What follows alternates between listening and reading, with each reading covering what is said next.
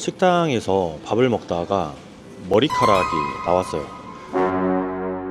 이때 어떻게 대응을 하면 좋은지 좀 말씀을 드리려고 하는데, 실제로 제가 식당에서 지금 밥을 먹다가 머리카락이 나왔습니다. 근데 대응 자체가 아주 별로였어요. 물론 뭐 여기가 지금 한국이 아니라서 좀 그럴 수는 있는데, 한국 사람들은 뭐 이런 대응들을 곧잘 하긴 합니다. 근데 아직까지도 식당에서 응대, 서비스, 뭐 컴플레인들을 잘 해결하지 못해서 큰 사건으로 발전을 하게 되는 그런 경우들을 많이 봅니다.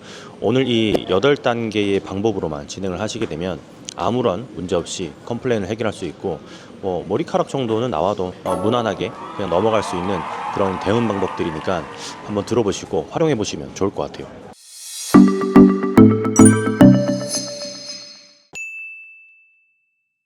우선 첫 번째 1단계는 머리카락이 나왔다고 이제 테이블에서 손님이 이야기를 할 거잖아요. 그러면은 자초지정을 설명한다기보다는 무조건 먼저 사과를 하셔야 됩니다. 첫 번째는 어쨌든지 간에 무조건 사과를 해야 돼요. 아무런 생각 없이 사과를 해야 되는 게 맞습니다. 그게 알바가 됐든 오늘 당장 출근한 알바 첫날인 직원이 됐든 사장님이 됐든 어쨌든 사과하는 게 가장 첫 번째 1단계라고 생각을 해주시면 되고요. 여기서 가장 많이 실수들을 하는 게 자초지정을 막 설명을 하려고 한다는 거예요. 우리 주방에는 어떤 시스템으로 운영이 되고 있어서 머리카락이 안 나올 수밖에 없다라든지, 그러니까 그런 자초지정은 하나도 필요 없다라는 거, 이게 가장 핵심인데 이런 실수를 하면 안 됩니다. 그리고 2단계는 그렇게 사과를 무조건적으로 했잖아요. 그리고 나서 손님한테 이야기를 충분히 아주 끝까지 들어봐야 됩니다. 손님의 말을 자르고 다른 말을 해서는 절대 안 되고, 손님의 말을 처음부터 끝까지 충분히 들어보는 게 굉장히 중요해요. 왜냐하면 손님은 어쨌든 머리카락이 나왔기 때문에 지금 약간 심기가 불편한 마음이 있을 거란 말이죠. 거기다 대고 뭐 말을 자른다거나 어떤 뭐 이유를 설명한다거나 하는 거는 있어서는 안 될 일이에요. 근데 방금 사실 그런 일이 있었거든요. 그래서는 절대 안 됩니다. 자, 3단계가 제가 봤을 때는 1, 2단계보다 훨씬 더 중요하다고 생각이 되는 포인트인데, 공감을 해주셔야 됩니다. 3단계는 손님의 이야기를 들었잖아요. 그 다음에는 공감을 해주셔야 돼요. 그래야지만 손님의 어느 정도의 그 컴플레인, 화 포인트라고 좀 할게요. 그 화의 어떤 포인트가 아주 살짝 누그러뜨릴 수가 있는 거예요. 이때 중요한 거는 의식적으로 공감을 해준다는 느낌을 주지 않으면은 손님은 그게 내 말이 지금 잘 전달이 되고 있다? 내 말을 잘 듣고 있다? 이런 감정을 느끼지 못하기 때문에 충분히 공감을 해준다는 표정이나 제스처도 필요합니다. 뭐 예를 들자면 그러셨어요. 뭐 이런 형태라도 꼭 필요하다라는 거죠. 자, 4단계가 내가 만약에 그 머리카락이 왜 들어갔는지 원인을 알고 있다면 응대를 했던, 접객을 했던 그 일선에서 이유를 간단하게라도 설명을 해주면 됩니다. 근데 여기에서 가장 많이 발생되는 포인트가 손님하고 소통이 안 되는 순간들이에요. 거의 대부분 소통이 안 되거든요. 왜냐하면 뭐 오늘 당장 아침에 이제 막 출근한 초짜 알바일 수도 있고, 또 교육이 제대로 되지 않은 직원일 수도 있기 때문에 소통이 되지 않은 경우가 많이 발생을 하는데, 이때는 끝까지 소통을 하려고 하지 말고 상급자를 부르는 게 4단계의 포인트라고 보시면 됩니다. 꼭 상급자를 불러야 됩니다. 손님한테 죄송하다고 말씀드리고 잠깐 기다려달라고 말씀드리고 상급자를 부르는 게 포인트예요. 이때 이제 사장님이 나오게 되면 훨씬 더 좋겠죠. 왜냐하면 손님은 거기서 약간의 기대를 하게 됩니다. 이 직원이 사장님을 불러오는구나, 좀 더 상급자를 데리고 와서 나와 소통을 하려고 하는구나 라는 기대심을 갖기 때문에 거기에서 조금 더 해결이 될 수 있는 포인트, 그런 부분들이 전달이 돼요. 간접적으로. 자, 5단계는 만약에 그 첫 번째로 응대했던 직원들의 어떤 커뮤니케이션이 잘 전달이 됐다면 상급자를 부르지 않아도 되는데, 만약에 상급자를 불렀다라고 하면 그 상급자가 와서, 사장님이 오셔서 해결책을 제시를 해줘야 됩니다. 손님의 말을 먼저 듣고 나서 해결책을 제시를 해줘야 되죠. 뭐 예를 들면 빠르게 새로운 음식을 제공을 해준다든지, 아니면 이 음식은 빼고 가격을 받지 않는다든지, 여러 가지 해결 방안들이 있겠죠. 그래서 이런 형태의 해결 방안, 또 이런 형태의 해결 방안, 또 이런 형태의 해결 방안들을 얘기를 해주면서 손님이 선택할 수 있게끔 해줘야 되는 거예요. 충분히 당연히 사과는 해야 되는 거고요. 제가 가장 공감이 됐었던 그 매장의 해결 방식 제안은, 우선은 그 음식을 치우고 새롭게 빠른 시간 안에 같은 음식을 제공을 하는 거, 그리고 이제 기다리는 시간 때문에 손님이 조금 기분 나빠한다면 아예 그냥 매장에 쿠폰을 전달해줘서 다음에 왔을 때 이 쿠폰을 사용할 수 있도록. 근데 그 쿠폰 자체가 어느 정도는 약간은 금액이 있어야 됩니다. 뭐 예를 들면 5,000원짜리, 10,000원짜리 이런 쿠폰으로는 절대 안 되고요. 최소 뭐 일반 식당이라면 뭐 한 3만 원에서 한 5만 원 정도의 쿠폰을 드리면서 다음에 재방문을 유도하는 그런 형태의 해결책을 제시하는 곳이 굉장히 기억에 남았어요. 근데 그 식당이 잘했던 게 뭐냐면, 그렇게 하게 되면 제가 늘 말씀드리는 LTV 있죠. LTV, 라이프타임 밸류. 그러니까 고객이, 손님이 그렇게 머리카락으로 한번 우리 매장에서 실망을 하고 나서 그 다음에 오지 않게 되면은 그 손님이 우리 매장에서 그 손님이 진짜 죽을 때까지 우리 매장에서 쓸 돈, 그 가치, 밸류가 실제로는 한 뭐 50만 원 정도가 되는데, 그거 하나로 인해서 그냥 다 날아가 버리는 셈이 되니까 나는 그 기회를 잃어버리게 되는 거예요. 그래서 그 기회를 잃지 않기 위해서 뭐 2만 원이든 3만 원이든 5만 원이든 한번 재투자를 하는 개념이죠. 근데 이거를 아까워하시는 분들이 많습니다. 절대 아까워하시면 안 돼요. 서비스 업종에서는요. 자, 그 다음에 6단계가 좀 약간의 그 진상이라고 하죠. 조금 더 진상의 포인트를 가진 손님들한테 반드시 행해야 되는 건데요.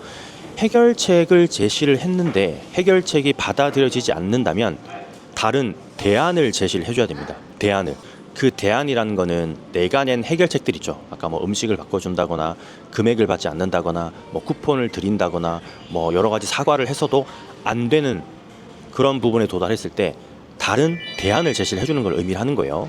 그 대안이라는 게 사실은 손님이 원하는 걸 즉석에서 잘 캐치를 해가지고 얘기를 해줘야 되는 포인트들이 있습니다. 보통은 뭐 현금을 좀 어느 정도 원하는 그런 손님들도 있고, 또 뭐 보험사를 통해서 이제 위자료죠, 합의금 같은 것들을 원하는 손님들도 있습니다. 근데 뭐 머리카락 하나 때문에 그렇지는 않겠지만 뭐 음식에서 돌이 나왔다든지 뭐 씹다가 뼈를 씹었다든지 아니면은 뭐 또 이렇게 걸어가다가 넘어지셨다든지 뭐 여러 가지 상황들이 좀 발생을 할 수 있잖아요.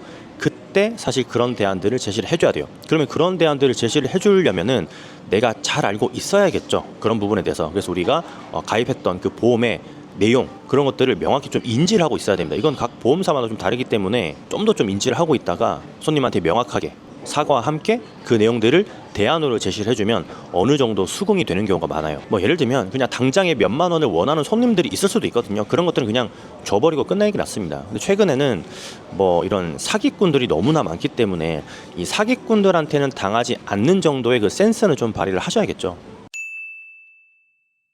자, 7단계가 진상의 정말 최고의 진상을 만나게 되면 꼭 한번 발휘를 해보셔야 되는 것들인데요. 해결책도 안 통하고 대안도 안 통했을 때는 일단 그 손님을 데리고 자리를 옮기셔야 됩니다.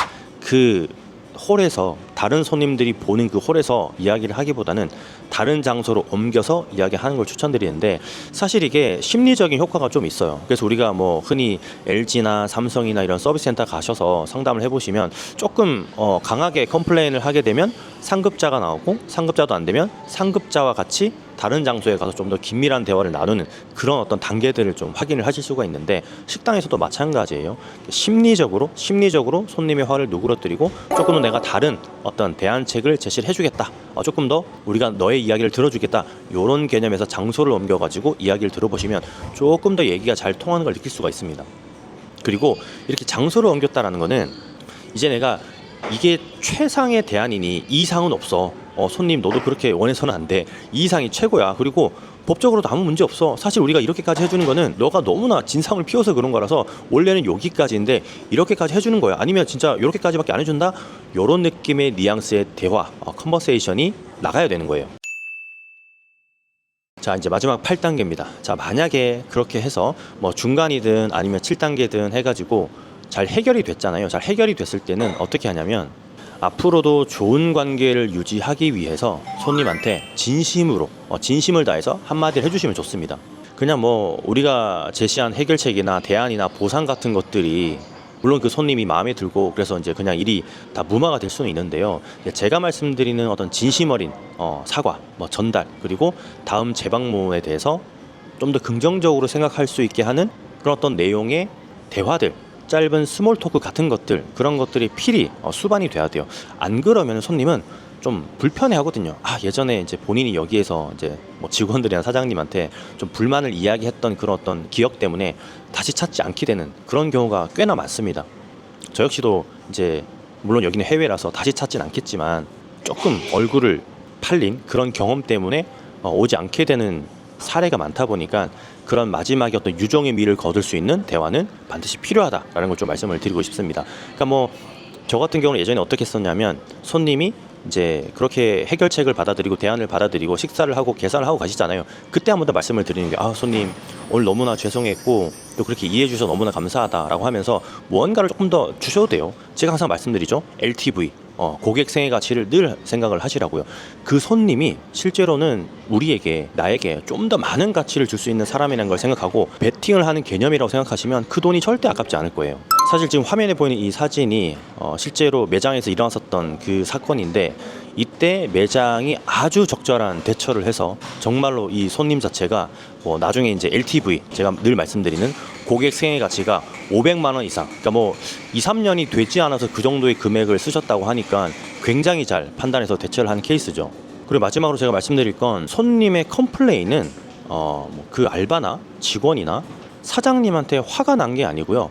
그 상황에 대해서 불만이 생겨서 컴플레인을 하는 거기 때문에 사실 이런 걸로 상처를 받으시는 분들이 많으시더라고요. 뭐 알바든 직원이든 사장님이든. 근데 상처 안 받으셨으면 좋겠어요. 그 손님도 사기꾼이 아니라는 전제를 하면은 사장님이나 알바나 직원한테 화가 난 게 아니라 그 상황에서 내가 여기까지 와서 이 돈을 내고 이 맛있는 음식을 먹는데 이런 서비스를 받았다는 거에 있어서 그 상황의 자체에서 좀 불만이 생긴 거지 그 사람이 싫어서 그런 게 아니니까 우리 직원분들 그리고 알바분들 사장님들 절대 상처받지 않으셨으면 좋겠어요.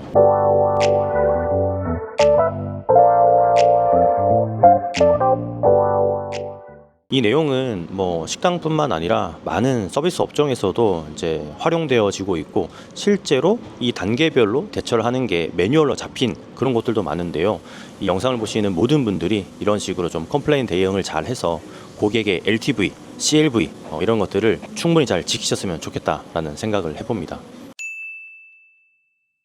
오늘 이 영상에 대한 보답은 좋아요로 받는 거 아시죠?